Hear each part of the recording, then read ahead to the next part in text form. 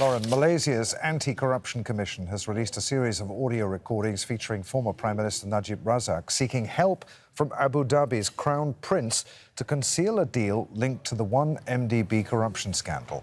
In one recording, Najib asks the Crown Prince to help clear his son on money laundering accusations. The problem is relatively small. If there can be an agreement with Sheikh Mansour to have a loan agreement signed, and he will pay back according to the schedule. And that will show that it's a legitimate, what they call financing package. It's not money laundering.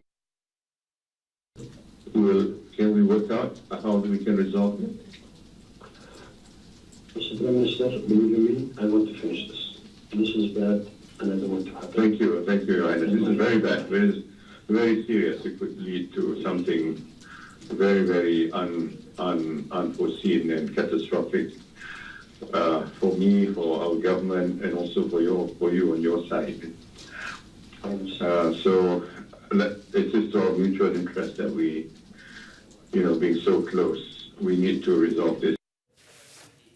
Michael Hirschman is President and CEO at the Fairfax Group that specialises in corporate risk management. He joins us now via Skype from the US state of Florida. Good to have you with us, Mr. Hirschman. This is explosive stuff. What do you make of it? Well, it really is extraordinary, and it came out of left field. As you may know, the trial has been ongoing in Malaysia. Many documents have been entered into evidence, many statements taken, many witnesses called, but no one expected to uncover these sorts of taped conversations between the highest government officials in two jurisdictions.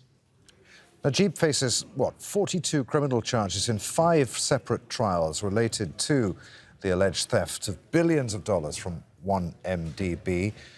He's the subject of investigations in at least 6 countries, including the US, Singapore and Switzerland.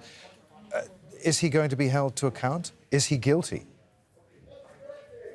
Well, it remains to be seen as to whether he will be found guilty, but I see the evidence as overwhelming. And I do believe he will be held to account. Others have already been held to account. As you know, there have been several convictions on this case stemming from the theft, one of the largest thefts in the history of governmental corruption. What about the legality of these recordings? They were made while he was still the head of government. Well, we don't know who made them. We don't know whether they were made, for example, by the intelligence services of Malaysia, or they were provided by someone on the other end of the conversation in the UAE. Regardless of whether they're found to be admissible into evidence, they show a pattern of misconduct, a pattern of cover-up, which is a model for what not to do.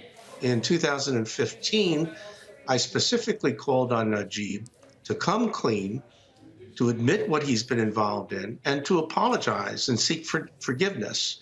He chose a different path. He chose a path of cover-up. And frankly, this is one of the worst cover-up situations that I've run into in the course of the many investigations I've done over the years. You had a direct involvement in this matter, which until now has never been disclosed. Are you willing to disclose that to us now? I'd be happy to. In 2015, the Malaysian Anti-Corruption Commission, the MACC, under the chief commissioner at that time, Abu Qasim Mohammed, was investigating the prime minister for money laundering and misconduct. At that time, the chief commissioner, Abu Qasim Mohammed, went to the then attorney general and told the attorney general of Malaysia that the prime minister was a target of their investigation. When the attorney general confronted the prime minister and told him he was under criminal investigation, he was forced out of office and replaced by a friend of Najib's. At the same time, Abu Qasim Mohammed was placed under surveillance. This is the chief commissioner, and was asked to resign from office, was pressured to resign from office.